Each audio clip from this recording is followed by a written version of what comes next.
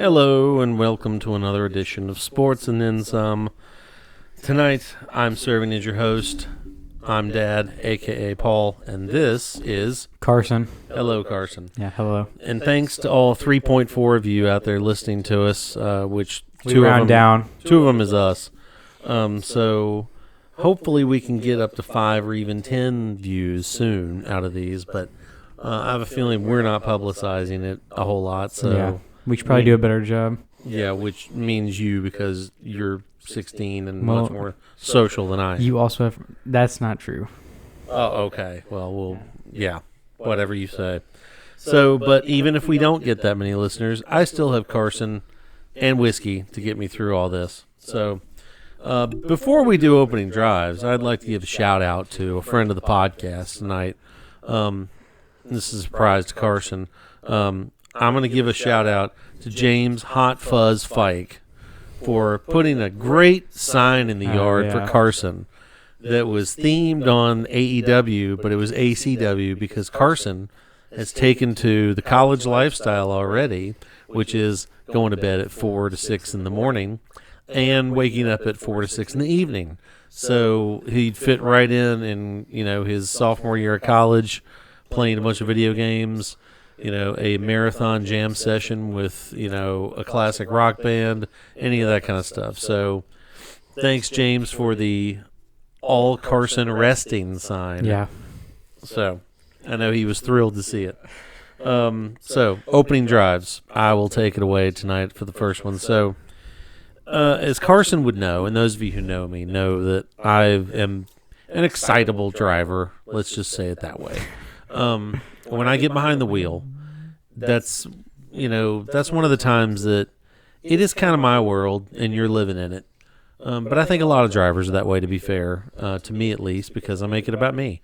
So what I would say is that drivers, we live in the Memphis metro area, and given we haven't been getting out a whole lot because of the coronavirus pandemic and all that, and I think, we shouldn't be getting out a whole lot. That said, when I have gotten out, everybody in every major city I've ever been to says they have the worst drivers in America. Probably to them that's true. Memphis has its share of bad drivers. They were bad before. They're worse now. I don't know what happened, but I don't know if it's because there's more walkers and bike riders out there, so people are being more cautious, or they're just driving more like shit because they're not paying attention. They're on their phones reading something. I don't know. It's like they've gotten worse. I mean, I used to make jokes that, turn signals must have been optional on that car. They didn't come standard. Stuff. I mean, we're not even talking little stuff like that anymore. Everybody's either going 20 or 90. And it's like, what, pick a speed and go with it. Go 5 or 10 over. But it's just, I can't sit here and give you a bevy of examples, but I'm just saying it's like if people were bad, if they were at an 8, they have turned the knob to 11 on the amp now. And I don't know why, but knock that shit off.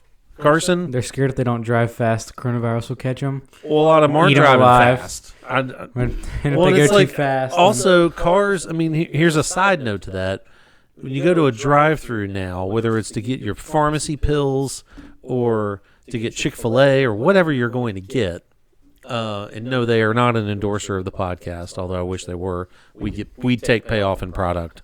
So if you're listening, Chick-fil-A, we'll take payment in product. But it's like they're further away from each other. Do you think your car is going to catch coronavirus? I know pets are in some cases, but I'm sorry. Your 97, Neon is not going to catch coronavirus. Kill the engine from the Audi, A6 behind you. It's just, whatever. Just stop being stupid, people. I'm stupid too. And if Let's be less stupid. If you're that scared about it getting to you in your car, then wear a mask in your car. Well, or just don't go out. Exactly. It's called. That's what Uber Eats is for. Yeah. There's DoorDash, a million or apps now. Yeah. Anyway, your Thanks turn. to Uber. Yeah. All right, so my opening drive, I wanted to talk about how people are like freaking out about how oh, the Korean Baseball League is going to be on ESPN now. Oh, look, we can watch baseball. It's like, but like, is this really what we were waiting for? Like, why are we? I understand, like, yeah, it's baseball, and if you're that desperate for baseball, yeah, go watch it. I'm sure the games are still fun to watch and all this, but don't give notifications out at 2:30 in the morning because you're watching the Korean Baseball League, which got delayed last night, and so it was on super duper late. It's like, I mean, I want MLB back, I want NBA back, I want the NFL back, but like the Korean Baseball League, I don't know any of the players, I don't know any of the teams, don't really care that much. That's just how it is. So okay. No, it's funny you bring that up because that dovetails into our first topic that I was going to bring up for tonight. So thank you for at least bringing the thunder here. Yeah. Or the smoke, as the street prophets would tell us. Yeah, they do want the smoke. Speaking of live sports going on right now, let's say in the month of May. I mean, WWE was going on. UFC, I remember watching a UFC event, I want to say late March, early April, with another friend of the podcast who you'll hear from later, Brian. And we were so excited. I think it was around early April. And I don't think they've had a pay-per-view since then, but there is one coming up this Saturday on May 9th. Money in the Bank's coming up on WWE on Sunday night. That'll be good. Yeah, so, I mean, it's... so those have been there. I won't say they completely disappeared. I guess the two that are coming up, one is, of course, Korean baseball, as Carson so eloquently put it. You know, another one is there's a couple of golf skins events coming up later this month. Yeah, now, that may sound antiquated to anyone under my age, which is 40-something, but, I mean, I would have to think that anyone who is sports-minded at all will at least check it out, whereas if this was in a normal environment, I mean, let's say even 20 years ago, the skins game was, if you were a golf fan, if you were a hardcore golf fan, you watched that because it was kind of like, I don't want to say an all-star type event because it was just 4 people, but they were all mic'd. They all had a little fun with each other. You didn't get trash talk, but you got some of them who were kind of like, you know, telling a funny story. You know, it was, I tell you, the best skins game, and get to go on the side here a little bit, the best skins game is when you go back to, you know, the 80s and 90s when they had the guys like Nicholas and Trevino and Gary Player and those guys and Chichi Rodriguez, the guys who were old school who would come on and say, you know, while he's chain smoking through the entire event, he's busy telling a story about how, you know, he was coming out of the Copa at 3 a.m. the other night with Trevino, and they're hanging on each other because they're drunk. You know, stories like that would come up somewhat on those things. I mean, these days everything is so sanitized, and so it's like golf muscle culture. You can see that those guys genuinely do have those stories, but they never tell them, even if they do have an event like a skins game. So, but that said, you know, there's an event coming up on May 17th, so a couple of weeks from now, or a week and a half or so from now, headlined by the number one player in the world, Rory McIlroy. So if you like him, you can watch that. And then around or on Memorial Day, the one I'm more interested in is Tiger and Jabba the Mickelson out there with, you know, Tom Brady and Peyton Manning. Yeah. So I think that one's going to be halfway interesting, as long as, again, there's some genuine trash Who's talk. on what team? Is it Tom Brady and Tiger? I don't. I think remember. It's Tom Brady and Tiger. And but it's one and quarterback and one golfer. Yeah. So, which, if that's the case, that's the less interesting team. If that's the case, I also, if Phil and Peyton are together, I hope they start in immediately on those guys. I mean, because I would. You know what I'd love to see, especially now that we're in 60% into the Last Dance? They should have put Michael Jordan in that event, because there would be side bets on every shot, every hole, everything out there, which I think is one of the best parts of AEW when you watch wrestling, is that And they seem to have cut that back, but because MJF is gone, I think that's part of it. yeah, but they were having bets on the Yeah. side. I thought that was hilarious because, like, well, at least they're having Well, it fun seems with like it. Sammy Guevara isn't in the arena.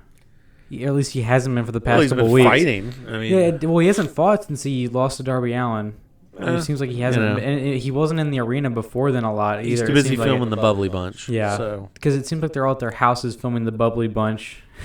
but anyway, so I mean, so you brought up Korean baseball. Yeah. I'm going to let you run off with that one a little bit. I was not planning. I wasn't staying up to tune into that last night, but I was flipping through YouTube TV and said, "Oh, it's like 11:30. That's coming on. I'll check it out." And of course I go, and it's in a rain delay.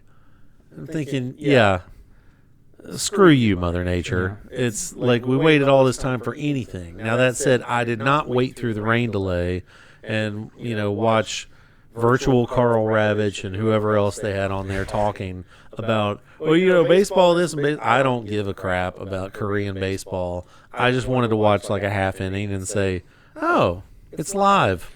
Yeah, but my question now is with the Korean Baseball League starting back up, why can't the MLB do this but with empty arenas like the Korean Baseball League was doing? I know that the main concern for the MLB right now is older staff that would be present at games, which is their main concern right now, how to figure that out. And but it's umpires. like, yeah, but it's like if they were going to have, their plan was to also have testing for anybody who walked into the arena. So why would that be an issue is my question. If a player gets it, send him to the doctor. You're not playing tonight. Sorry, bud. Well, I think, if I had to play devil's advocate to that, I'd say, because I want to see it, and I think that there's ways for them to do it. It's, of course, they're working through unions, which that's always difficult. But I will say I think it's because they kind of know with MLB, I mean, like I said, with PGA, they've announced that they're gonna have a no fans event. The first events are going to start up June 8th, I believe. That's not these skins games; these are independent. But golf still can be played apart from other people. It's like you can be distant, other than like you and your caddy, apart from each other for 90% of the time if you need to be. So I think in MLB's case, they kind of feel like they know they're going to be first out of the chute. I mean, because the NBA and the NHL may come back. They should come back at some point. But they were already deep into their seasons. MLB needs to start their season. Yeah. So I think that in their case, they're afraid that, which I understand, if they come out and within 2 weeks, a third of the league has coronavirus because they've all been around each other, that's a bad look. I mean, at this point, though, I have to say, and I'm not trying to get into politics, but, I am not a supporter of our current administration in the executive branch. And I'm guessing if you asked him, he would honestly say, well, yeah, MLB needs to come back. I think he would probably welcome it back because, if nothing else, if a bunch of players did contract coronavirus, it would deflect some attention on him because he isn't catching a lot of good press right now, unless you work at a place called FOX. Honestly, I think that baseball might have the easiest path forward out of any of the sports. I'm not saying it has an easy one forward because obviously none of them have an easy path forward, but that baseball is the least contact sport out of like any of the major ones. Right. I mean, there of course is still the problem of, the pitcher's touching the ball, everyone's touching the ball every time it comes around. But I mean, you could have people wear gloves. That could be, batters wear gloves Even anyway. pitchers? I mean, not pitchers, but maybe they wear one on their offhand. Well, and they'd have a glove on. I mean, I don't know. I have no clue how to. Well, I think what you're getting at is, yes, there are still issues, but they can be worked around. Yeah, they can be worked around, but the problem is, like you said, the union and the league has to agree on the exact same plan. And player unions and leagues, like sports leagues, have never had a good history together in pretty much any league. Yeah, because there's always, right now the NBA probably has the best player to commissioner relationship because of Adam Silver's relationship with players. So I don't know. I don't know I obviously I don't know all the obstacles that they're facing because I'm sure there's a lot more with like dealing with all the people who would be out of jobs if they don't come back, or people who might have jobs if they do, like stuff like that. Because even if they did come back, there wouldn't be any fans right now. So arena workers would still have to be a problem that's fixed. So some stuff like that would still be problems that have to be fixed if they were to come back right now. So yeah, I mean, so bottom line, back to Korean baseball. Should we be excited about that in America? I don't know. I mean, nobody knows any of the players. Nobody knows any of the teams. Yeah, I mean, I couldn't name one player in the Korean baseball league. I can't remember which site I was looking at. I honestly can't. I think it was CBS Sports, and they were telling you about the 10 teams in the league, and they actually had names of, they have the reigning league MVP, and this team has a 1-2 pitching punch that would be rivaling, the Astros 1-2 punch of last year, and then it got all the way to the bottom, and it's like, even this guy can't save this team. So I'm thinking, wow, that would be in a normal, non-COVID environment, we'll call it that. I remember hearing Colin Cowherd say one time on a promo, when you might have a gambling problem. And I think that I'm sure there are people with a gambling problem who were betting on Korean baseball and had no clue last night who any of the people were. Yeah, They probably read one article like you said about like, who's the MVP, who's the best players in the league. I mean, that's probably what they read, and they're like, throwing money. Bet. Yeah, exactly. Yeah, I mean, so if you're betting on Korean baseball at any time, unless you're Korean or in Korea, or if you watch Korean baseball normally. Well, that's what I'm saying. If you're a fan of Korean baseball, go for it. Because I'm sure there are a few Americans who do tune into Korean baseball. I don't know why they would if we have the MLB, but, to each their own. Right, so exactly. I'm sure there are the people who, but, So we're not knocking Korean baseball. We're just saying it's just not our cup of tea. We are not Korean baseball consumers, so it's great to see live baseball. We want to see Major League Baseball that is based in America/Canada. It's a good sign we're going down the right path, but we're not at the end of the road yet. Yeah. So next topic, moving into the NBA a little bit, sort of. So press headlines today, and I had seen something a few weeks back. Maybe been 2 or 3 weeks, about, because, I mean, the NBA, we know, basically suspended its season around March 11th when there was the Jazz Thunder game when Gobert tested positive for coronavirus. And he's been very seemingly contrite in the press about it, that he was touching microphones and players, he was making fun of it and all this kind of stuff. And it was so I don't feel like we should crucify the guy anymore, but, it seems like he and Donovan Mitchell got into a spat because I guess it seems he gave, rightfully so. He gave him coronavirus. I mean, because the report was, and this was confirmed by players from the Jazz locker room, that Gobert was recklessly touching players and their belongings and walking around the locker room, touching lockers and things like that. So, I mean, he most likely gave it to Donovan Mitchell. And Mitchell was the only other player on the Jazz who tested positive. So that means that everybody else probably got lucky, honestly, if Gobert was being as reckless as people say he was. So, yeah. I mean, if I was Mitchell, French, so let's keep that. Let's always keep that in mind. Usually they surrender. So I'm surprised he was on the attack. But yeah, it says they're basically ready to kiss and make up for the coronavirus spat. I don't buy. I mean, what I was going to ask is, I don't buy it either necessarily. If it has to come out in the press, I don't buy it. But I'll say this, if somebody you worked with that you may not be tight with, but you're like, I'm friendly with them. If they gave you coronavirus in that way, yeah, how long would your grudge last? I mean, weeks, months, forever? I have no clue. I mean, I don't know how close they were before. But I'm saying, would you have a grudge forever? I mean, probably if they were being that reckless. Not forever. What would it take for them to get out of your doghouse? I mean, I would just have to. I mean, he probably lost his trust for him. Is probably the problem. And I mean, these are the two guys who are. I mean, they're the ones running the pick and rolls and stuff like that on this team. I mean, they have to be in union, like on the basketball court and off. So I mean, this is a major problem for the Jazz going forward. They've really got to find a way to get those two back on the right track, like in their relationship.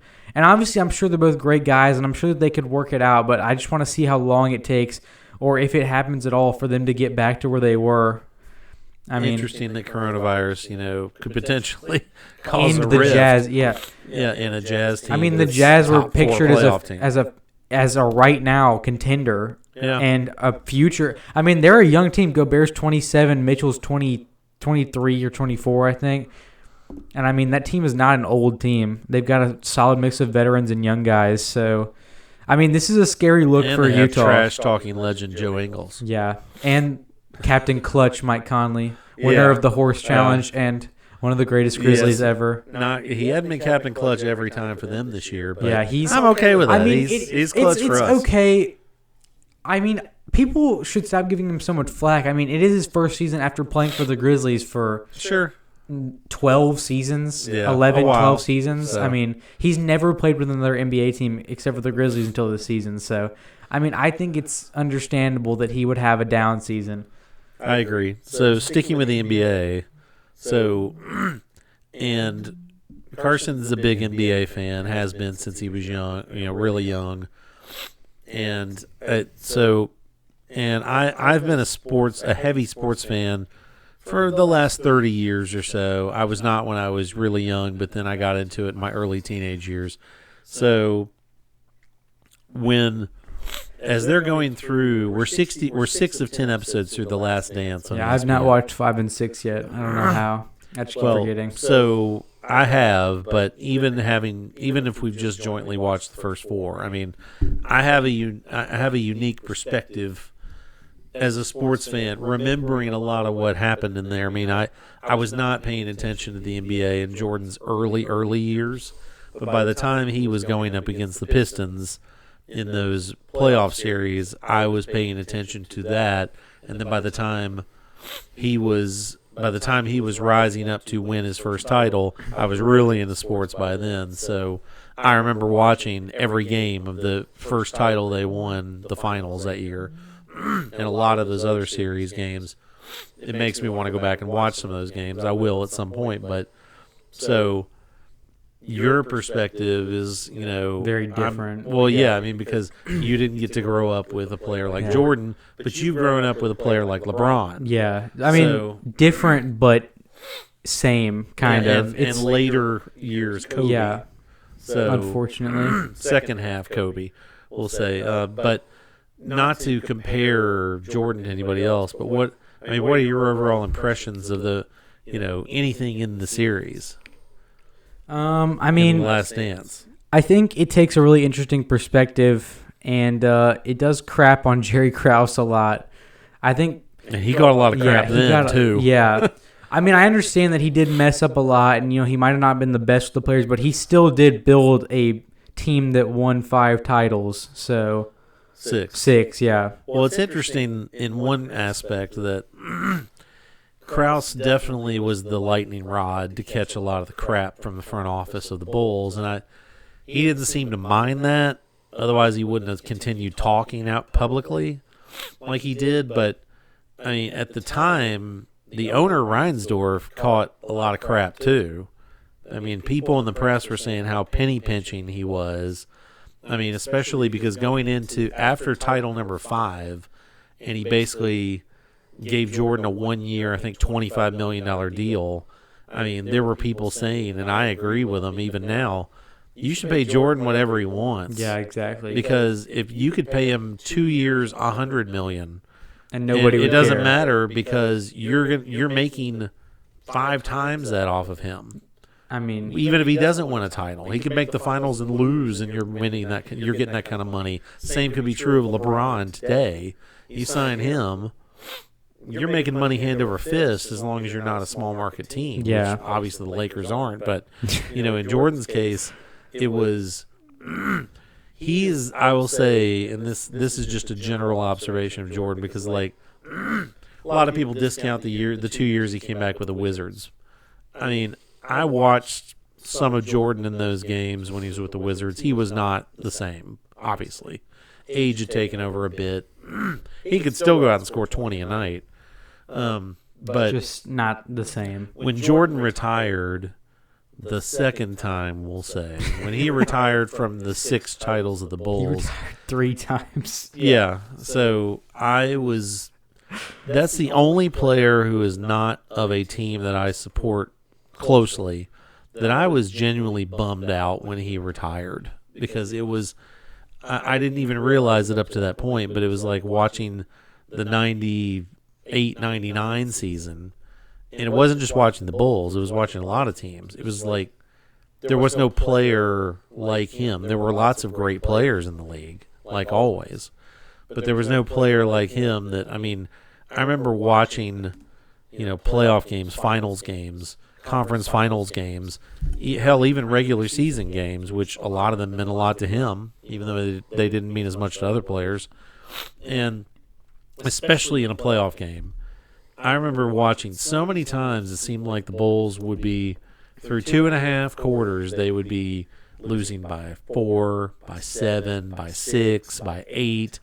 They'd be hovering right around there, or would be tied, and it was like you just knew they could be up, they could be down by 15. You just knew Jordan was bringing them back, and you'd see it start, and you'd say, you know what? Why don't you just throw the kitchen sink at him and Pippen and say, okay, fine. I mean, Luke Longley, go beat me. I think that, but I think that Kukoc, some of beat those me. people, I think some of the supporting cast on those teams was actually underrated to some degree. Oh, well, sure. Because, I mean, there was still guys like John Paxson, Tony Kukoc, Rodman, obviously, was a huge part. Bill Cartwright was a really, like, a solid center for years. I mean, he had... Oh, they had a lot of good players. Exactly. I mean, and Steve Kerr was also a good contributor on those When teams, you see too. more in 5 and 6 when you watch those, but I mean the first 3 titles they won, Horace Grant. I mean, Oh, yeah, Horace Grant. people forget. I mean, How he was important like, he was. and he was more like a classic 4 in those days. I mean, Horace Grant. I mean, I'm not going to say he was like Jordan level or Pippen level, but I'm saying like he was. If you take him out of there, Bill Cartwright can't take over and score like 25 points one night. Horace Grant could do that if you needed him to. He wasn't going to go out and shoot the lights out. He was going to go out and get you junk points. But he's going to grind for his points, right, like Zebo style. They had other guys who were just straight up 6 fouls on legs, and they didn't care. Yeah, because they had enough guys who could go out and score if you needed them to. Yeah. I mean, there's that clip from I forget which game it was, but where the coach told Jordan to just let Paxson shoot. He's like, Paxson's been open every time, and Jordan said, "Okay, I'll trust him." And look, Paxson scores it multiple times. It was the first finals, against the and Lakers. And Jordan talks about like that's when I really started trusting my teammates. It was really important for me to be able to trust them, to know that if I wasn't. If I couldn't do something, like they could also do things. So and when you watch, I think episode 6, and it's the finals against the Suns in '93, Barkley's MVP season, and I remember watching every minute of Game 6, which was the last game of that series, and watching how open they left John Paxson, and he just drills the 3 down 2. He drills a 3. With like 8 seconds left, and I mean, you just see all the other players on the Bulls just dive in, and Paxson just standing there. I mean, he could have stood there and counted to 3 and taken the shot, but it just the fact that he just drilled it. It was like I remember just having a sinking feeling, not because I hated the Bulls. I wanted the Suns to win. I just liked a lot of their players. I liked Dan Marley. I liked Barkley. Kevin Johnson, all those guys. And that series, I can tell you from watching it, because, they played before that, they played the Sonics in a Western Conference Finals series. And the Sonics were always nipping at somebody's heels in the West, too, because they had the Sean Kemp, Gary Payton, team. Mm-hmm. I mean, it took a lot for them to get past them. And the Jazz were right there with Malone and Stockton and all those guys. I mean, there were some great 1-2 punches in the league, so... Anyway, The Last Dance, it's great to watch. It's making me relive some good old memories. So, when it's over, we'll do some more. I do banter love about being it. able to see the different perspectives that people have, like from people who were there during that time, people who weren't there during that time, and like to see like the difference in how you think about things, like what happens in The Last Dance and the players and stuff like that. Well, for now, what I'll close that thought with is one of the best things to me about it is when that they are letting Jordan or others watch a clip of what another person said and react in real time. I love Jordan just crapping on Isaiah Thomas because Isaiah Thomas tried to act like he wasn't a jerk during those finals when they just walked off the court. He's like, yeah, that's just how you did it during those days. And then Jordan's like, we went and shook their hands in the Eastern Conference Finals. They did. But I will say, to be fair to the Pistons, they were right when they beat the Celtics. Yeah, the Celtics did walk off. The Celtics did the same crap. I know, but the Bulls did show them the respect the year before. Well, and I thought both. The Celtics may have done it too, but I thought it was punk ass regardless of who did it. Yeah. Even then. So anyway, so what we move to now is our ongoing series about in the Arnold-verse. So long story short, I have forced, quote unquote, my son to watch a slew of Arnold Schwarzenegger 80s time frame action movies. And so he had watched a couple before, and they're on the list. We haven't gotten to them yet, but we've watched Commando. Great film. Don't even argue with me. Star-studded. And then we watched The Running Man. Another good movie. I never thought it was as good as Commando. Carson thought the opposite. So I mean, need to examine his head. But so what we moved on to next, I actually let his little brother pick the next one, which he watched with us. A good one. I'm probably not a good parent for letting him watch it, but Predator. So, a few fast facts. Came out in June of 1987. So this is right there the same time frame as Running Man. And some others. I mean, he had a slew of movies all in there together. This one was directed by John McTiernan, who also directed such great action flicks as Die Hard, The Hunt for Red October. He was hot for a while there. Had a $15 million budget, made $98 million in the U.S. And probably more now after the series. Oh, sure. Yeah. It had a lot of mixed reviews at the time, but now a lot of people go back and say it's a great action. It's one of those movies that posthumously. Posthumously? Yeah, it's not dead. Yeah, I know, but like it, you get what I mean. It's post-analysis. Yeah, it turns into a cult classic, which is what Predator did. There's a lot of movies like that. It spawned a crap ton of Predator movies. I mean, a video game came out 2 weeks ago for Predator. Perfect timing. So, and it has an 81% on Rotten Tomatoes. Wow. The best one we've seen so far. I would have never thought it'd be that high.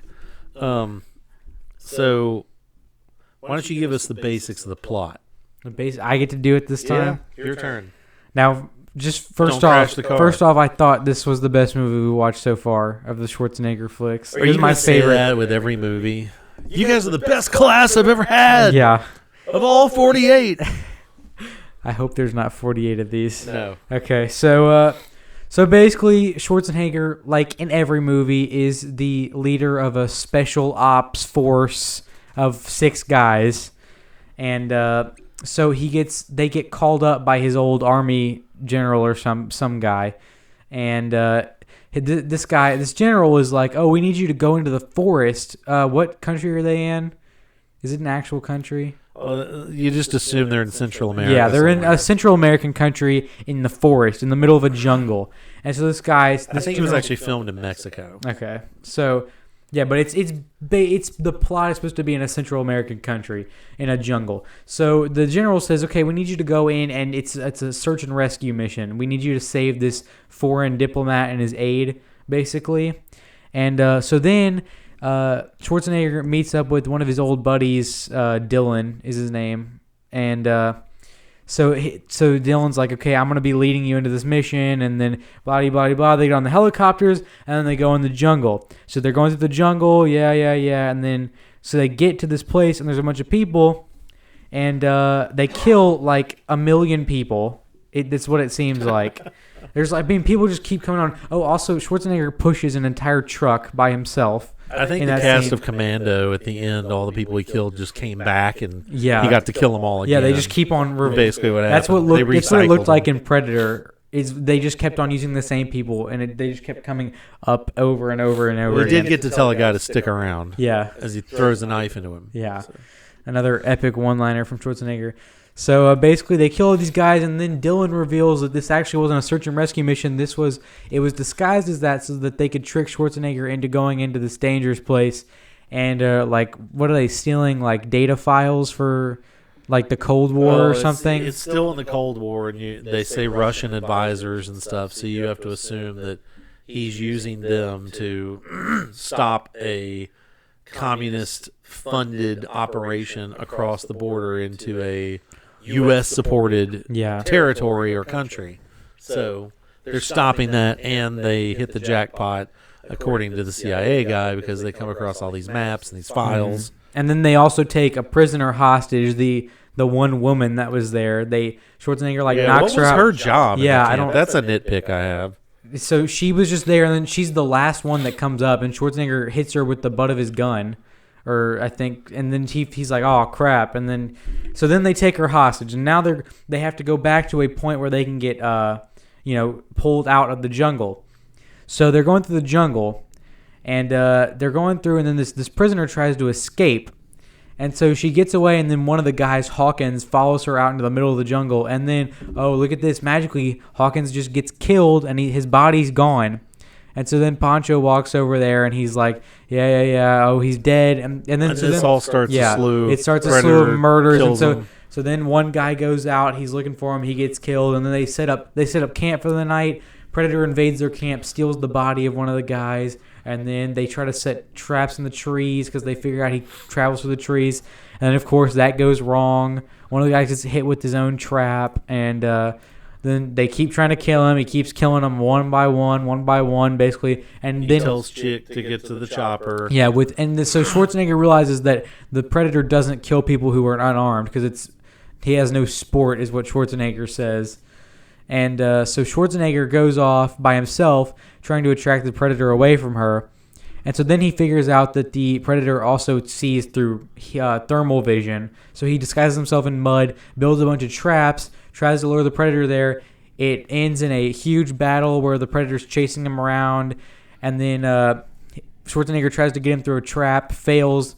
And then the Predator takes off his armor and wants to he wants to have hand-to-hand combat. He basically pulls the James Bond villain error of, okay, this guy is worthy of me. He says he's a worthy... So let me plan an elaborate fight death instead of just shanking him right through the heart like I've done all these other people. Or shooting them right through the heart with a laser gun. His abilities, apparently. Yeah, which everybody does to Schwarzenegger. Oh, yeah, also, we forgot to mention that Schwarzenegger lifts an entire tree by himself in this scene. Well, he has to lift. I've told you. It wasn't on his shoulder, though. I was disappointed. I'm trying. It wasn't on the shoulder. I've told you. There's always going to be, we're past suspending disbelief. It's suspend every logical thought you've ever had. Now, there is a point where a bunch of the guys are lifting a tree, and it was actually real, you said, where they actually did lift a tree. The story, the lore that I've heard is that they were betting certain members of the directorial staff that they could pull down a tree, because he said, we want to make it look like a trap, and they said, we bet we could pull a tree down. They had to get help from a couple of the crew who are out of the shot and below them pulling, but it's still like 6-7 guys pulling down an entire tree, which is still pretty impressive. But then I don't understand why Schwarzenegger needed all that help earlier in the movie if he's just going to do it by himself later in the movie. I would be the weak link in that tree pulling thing. So yeah. Anyways, okay, so good job. So on Metacritic, I like to give a higher one and a lower rating. So this one's all over the board, and the average Metacritic rating, despite the 81% on Rotten Tomatoes, and an 87% of viewer ratings on Rotten Tomatoes, it has an average Metacritic score of 45 out of 100. I feel like that's really too low. So Roger Ebert, famous Roger Ebert, said, moves at a breakneck pace, gave it a 75. Moves at a breakneck pace. It has strong and simple characterizations, good location photography, and terrific special effects, and it supplies what it claims to supply, an effective action movie. So, good job, Raj. Now let's go to the bottom. Michael Wilmington from the Los Angeles Times. I always knew there was another reason I hated L.A. besides traffic. He gives it a 10. A 10 out of 100? Yes. It's arguably one of the emptiest, feeblest, most derivative scripts ever made as a major studio movie.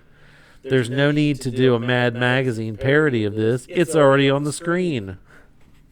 So That guy is... I don't know. Some people have major problems with this movie. I think that there's nothing innately wrong with this movie. I mean, obviously there's some nitpicky stuff, but it's not like Commando or Running Man where there's something that makes absolutely no sense other than small stuff. Rita Kempley of the Washington Post, I liked what she said. She gave it a 30. She said, frankly, scarier critters have checked into roach motels. So the Predator did not scare her. I mean, if he, cuts her up, I'd like to see what she thinks then. When he pulls out her spine and skull at the same time. Yes. So, I mean, I thought he was scary enough. I think that he has laser guns that kill you in one shot. So I think that's good enough for me to scare me. So best scene. The best scene. I thought this is hands down for me. I thought the final battle scene was the best one between Schwarzenegger and the Predator. I figured you go for that one. Mine is still, I won't say I get goosebumps, but I love seeing it when Jesse the Body Ventura's character gets shot through.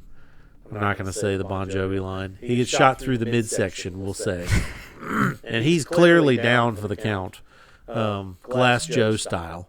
So, he gets shot. His best friend, played by Bill Duke, comes running up, shoots him with his very inadequate machine gun, and then picks up, what do you guys call it now? Because back then it was called a Gatling gun.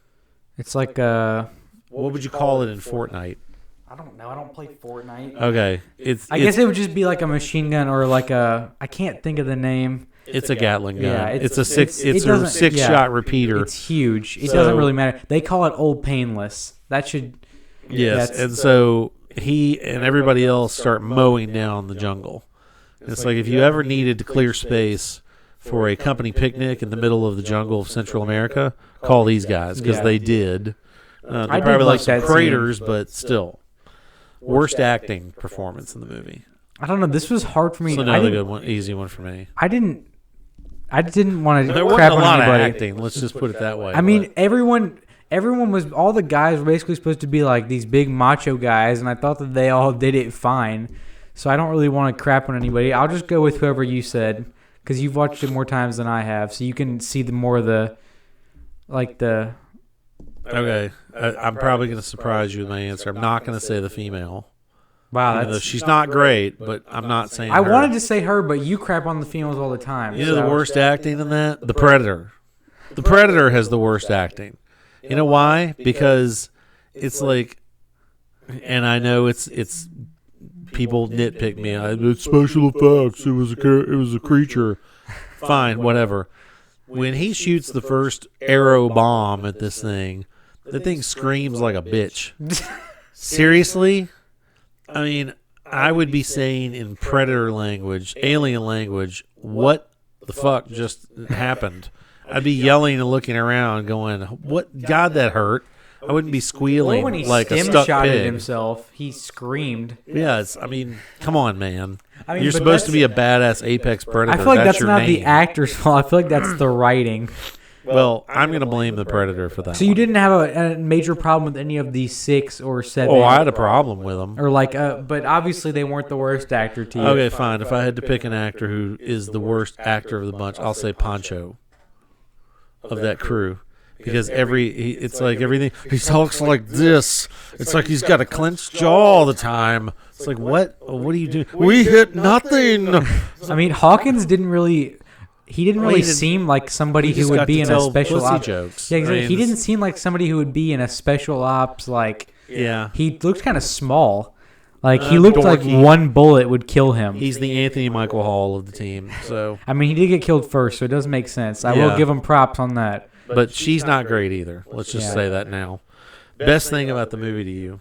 I thought that I really liked how some of the characters actually had layers in this movie. Like some of the characters, I feel were actually written I really well. I thought you were joking. No, for a I mean, second. I actually think that some of the characters were written obviously, they're written very simply because you can't do a lot of character building in an action movie like this. But I feel that they actually did a good job. Like with Bill Duke's character, like when Jesse Ventura dies, he shows emotion like a human, but also trying to keep up his macho figure. And it's obviously like a hard time for him, and you can tell, but he's also trying to be like brave while there's a huge like alien thing coming after him. So I think that was actually, some of the writing is actually really good in this movie. Well, the best thing about the movie to me is I liked that it was basically, to me, it was like 3 stories all in one movie, but without being that way. It was, I mean, I felt like there were multiple arcs in the movie. I mean, the whole first 40 minutes or so, however long it is, for them to shoot up this camp. You sort of feel like, okay, oh, now the movie's I thought done. this was a movie about a space alien, but you guys went and shot up a camp. But then you realize, oh, this is the setup for the next chapter, which is he's taking out the whole team. Then it turns into the final chapter of, okay, now it's just Schwarzenegger versus the Predator, which is essentially what Alien versus Predator becomes.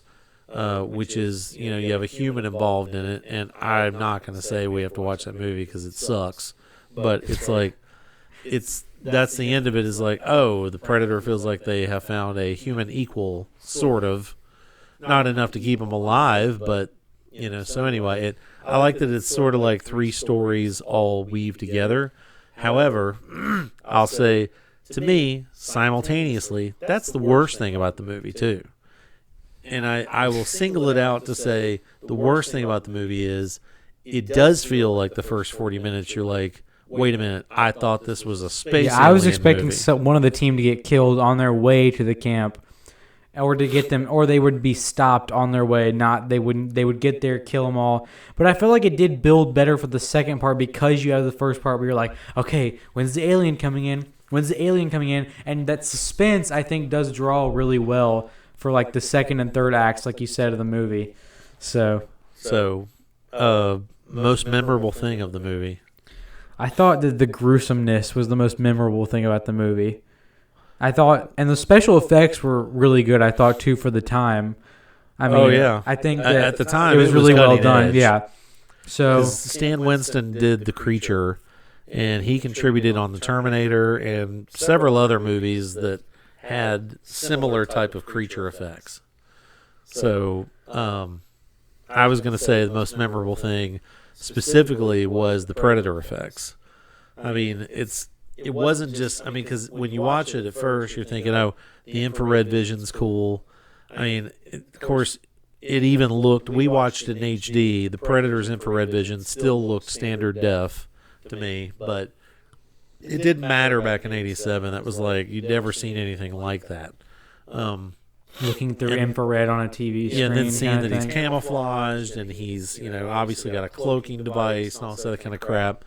But then, it's like it took it up 5 notches into the overacting award, a good overacting award, where the Predator helmet comes off and his mouth opens and you're like, oh my God, what is that? Yeah. You're thinking, how many Twinkies could we shove yeah, in his mouth? It does at look once? like an alien. I mean, it does look like It something that would be does. scary. And I thought that, because I honestly, I kind of expected a human to come out of the mask. I mean, I had never really heard the ending of Predator. So I was like, oh, watch this be a human that made like a weird alien suit to like kill people in the forest. So, Right. but like, it actually was an alien. I thought it was actually really well done. It surprised me how real looking like it actually did look. So overall rating for the movie, you give it out of 4 stars. I gave it a 3.5. Whoa! I thought that, I really did like this Shots movie. fired. I feel like I've been giving the movies too high ratings, but I like to pace give yourself. things. I do like giving things high ratings. So Yeah, you do. but That's I gave the generous. other I mean, things too high ratings. I think. waver on this one. I mean, because like I said, I have the knowing what it was like at the time and looking back on it now. I guess at the time I would have given it 3 stars. Now if I just saw it in a vacuum now, I would say 2.5.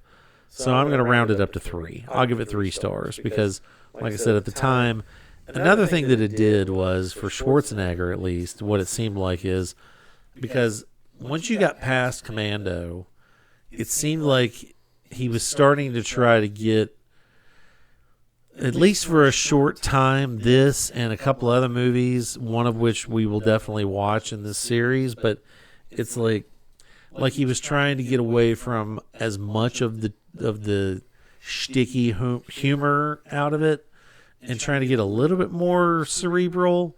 He knew it wasn't going to be terribly cerebral, but at least a little bit closer. And this was, I think, kind of the best example. You can definitely tell when you watch the other movies, aside from the Terminators, that this one is directed by a guy who knows how to direct an action movie. That's for sure. I mean, Commando, for all of its glory, it is not directed as well as Predator is. I mean, I'm not saying Predator doesn't have its faults, but Predator, when you compare it to action movies of the 80s, it is filmed like an action movie. So, anyway.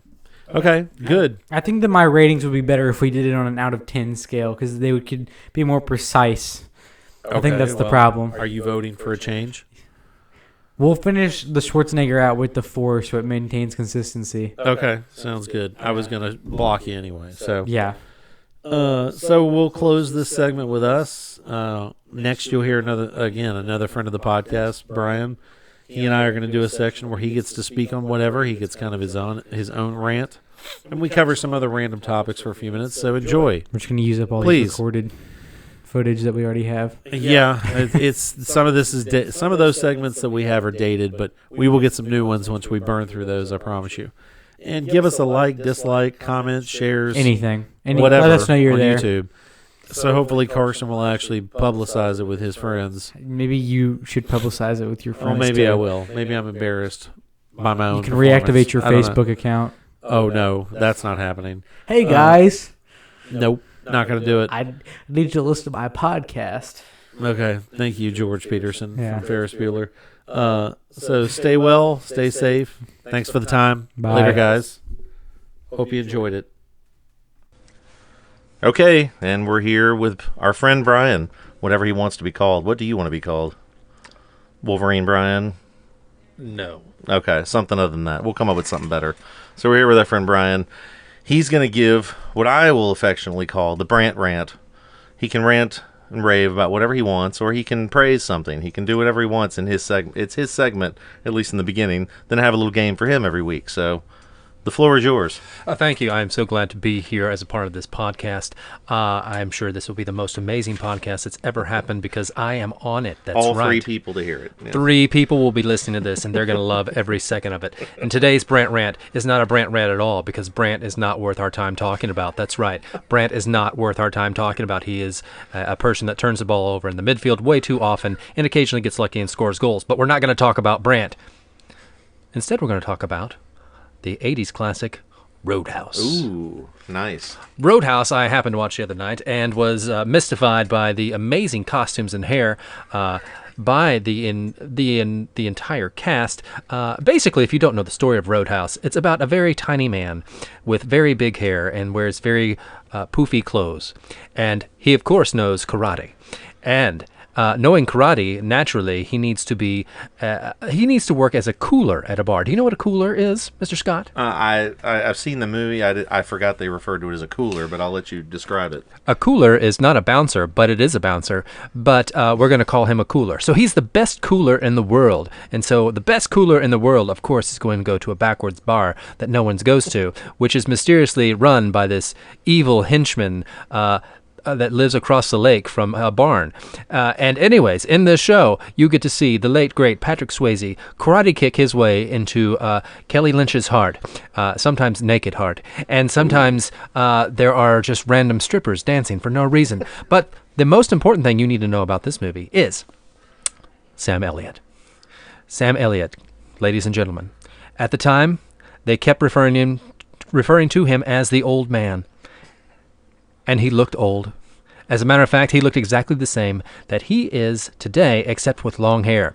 So I have therefore come to the conclusion that Sam Elliott is a vampire. And so for that very reason, I'm giving this movie a 4 vampire out of 4 vampire rating.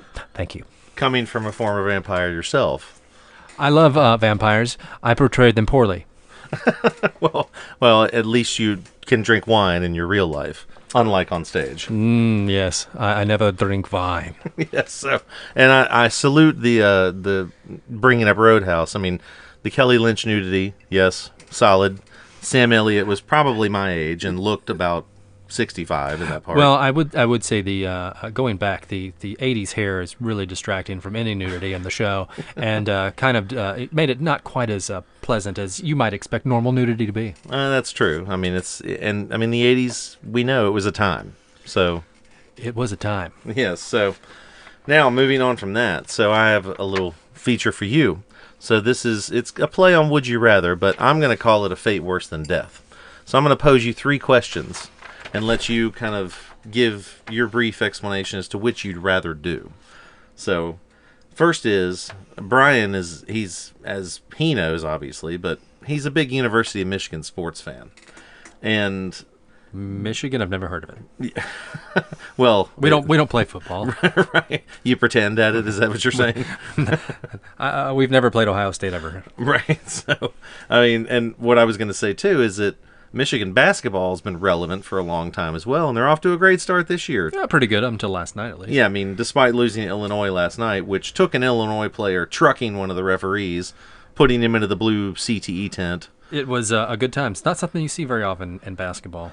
Yeah, I mean, I enjoyed it. I don't think the ref enjoyed it, but, I'm sure he deserved it. It's probably something that player's going to dine out on for a long time. So, interestingly enough, the referees from last night's game were the same refereeing team that officiated 3 of Michigan's losses in the Big Ten last year. I think they lost 6 games total in the Big Ten yesterday. So we don't do well with that referee crew. So to see one of them go down in a horrific fashion was not the saddest thing I've seen this week.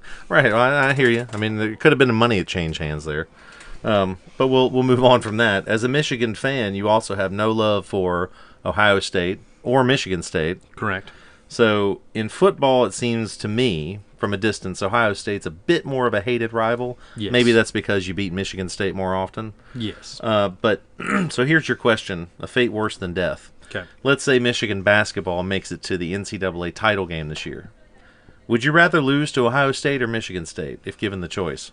In basketball, Ohio State. Because... State's a bigger basketball rival. And Tom Izzo's out there on the court if you Yeah, lose I to mean, Michigan who State. wants a tiny gremlin that gets a red face to win championships? A completely overrated coach, by the way. Right. He's won one national championship in like 20 years, and people think that he is the best thing since sliced bread, and there are probably easily a good 20 coaches that are better than he is. As is whenever State sees a lot of success in their Michigan State, sees a lot of success in their sports programs. They succeed when Michigan is down, and Izzo took over right after Michigan started getting threatened with sanctions because they did cheat. They cheated quite a lot during the Fab Five era, and it was during that decade that Izzo came in and kind of took over and established dominance in the state of Michigan for basketball. But prior to that, Michigan kind of ruled both basketball and football, since the dawn of man. So. Right, so Tom Izzo and Mateen Cleaves go out and dine out on that championship every week. Probably. Yeah, and Mateen Cleaves is how they've not got hit with sanctions is something. I'm sure he's got a lot of free time these days. I'm sure he does. So here's the next one. It's he just got out of he was on videotape dragging a half-naked woman back into his hotel room, and somehow a jury decided to not convict him. I'm not sure. If you look up that video, it's quite horrendous, and you wonder how on earth he is a free man at the moment. So the Ray Rice Hall of Fame there. Yes. So moving on from that, good time to do it. This is a little involved one. So I'm going to say, college football bowl season is upon us. It's about to be. Unfortunately, yes. Yes, and bowl season from when we were young has turned into what I will call the first half of it especially is just an abject nightmare. Yes. Yes. So here's your question. If you had to be told you have to go to one of these 2 games live in person and sit there and watch the entire game, would you rather see the Frisco Bowl in Frisco, Texas, matching the Utah State Aggies at 7-5 against the Kent State Golden Flashes at 6-6. Here's a fun fact about each team. Utah State actually has the number 7 ranked QB entering the NFL draft according to ESPN's Mel Kiper, named Jordan Love, who's a junior. I'd want to get the hell out of Utah State as quick as I could, too. Sure. Kent State lost to 2 number 8 teams at the time this year when they played them. Auburn, 55-16, and hated Wisconsin, 48-0. Or, so that's one game, the Frisco Bowl. Okay. Or would you rather go to the Camellia Bowl in lovely Montgomery, Alabama, and see 6-6 Florida International, the Panthers, which I've been to Florida a lot. I don't remember seeing a lot of Panthers there. Or against the 7-5 Arkansas State Red Wolves. Fun fact about FIU, their big win of the year, they beat the U of Miami 30-24. Would have been a big win 25 years ago, but a bonus fact was that was Miami's homecoming game. So that gave me a smile. Yeah. Arkansas State started the year 3-4, won 4 of their last 5 to get to bowl eligibility with some big wins over, here's a murderer's row right here. They beat Texas State, Louisiana Monroe, the Raging Chanticleers of Coastal Carolina, and Georgia Southern. So which of those 2 bowls would you rather be forced to sit and watch? Well, didn't Tennessee lose to Georgia Southern? I think they lost to Georgia State. Oh, I see. Well, this is a time that I'd just like to remind everyone that Tennessee lost to Georgia State. That's a good reminder. Yeah, I don't think we can emphasize that enough. Again, I just want to tell you guys, Tennessee lost to Georgia State. Now, to your question, I assume both of those venues are outside. Yes. Ugh. Yeah, this is a fate worse than death. You're forced to sit and watch the whole game in person. I'm going to Montgomery because it's closer. Oof. Okay. I don't like driving. I don't either, but I'm not going to Montgomery. I've spent a little time there. I'm too jaded. What is in Frisco, Texas? Nothing, I guess. Dirt? I mean, you know. Well, I could probably at least get a decent steak and a shot. Not a good one, but sorry. The quicker they can get over with, the better. And I think Montgomery's your quicker. Well, option. this is a fate worse than death. So yes. So here's your last one. The holiday season is upon us. Yep. So during this festive season of the year, would you rather have to spend a full day working the register at a Walmart, or would you rather spend a full day playing Santa at a local mall? I know what I'd rather do. It involves a gun. Okay, so 8-hour days here? Yes. I assume? Okay. You get breaks, but it's an 8-hour day. Okay. And are we identifying which specific Walmart and which specific mall I'm sitting at? Let's say they're in Montgomery, Alabama. How's that? You just got done watching the Camellia Bowl. I think I would have to go with Santa because you can sit down. Really? Sit down, yeah. But you got grubby little kids sitting on your lap all day. Yeah, you definitely want to make sure you have your flu shots and are like high on vitamin C, but maybe some typhus type shots too. I mean, I don't want to deal with angry Walmarters. I mean, that's. Well, I thought about greeter, but at a greeter, people just blow right by you. So that's kind of a cheat. I thought you said work the register. Well, that's what I did say. So you work on the register. No, you have I'm not to deal working with these people. No, I'm not working a register. Have you seen got behind somebody that's got 18 coupons and then they want to argue about it and then they hand somebody their card and their card gets declined and then they want to argue that their card shouldn't have got declined and the cashier has anything to do with it. But no. So yeah, definitely I'm not dealing with that all day. I'm gonna just deal with the grubby kids. Well, at least if you're Santa, they shouldn't recognize you. Plus, you might have a really attractive little elf that's working with you and you can wink at her and stuff.